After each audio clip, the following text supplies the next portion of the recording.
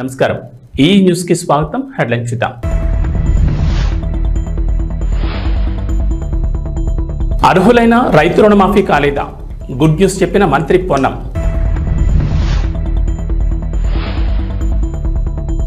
అద్భుత పర్యాటక కేంద్రంగా మూసి ప్రక్షాళనలో చియాంగి చియాన్ నదే ఆదర్శం పరిశీలించిన సీఎం రేవంత్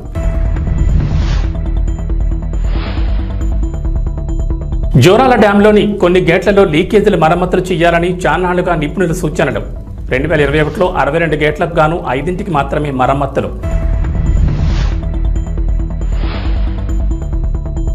హైదరాబాద్లో భారీ వర్షం, రోడ్లపైకి వరద నీరు, భారీగా ట్రాఫిక్ జామ్.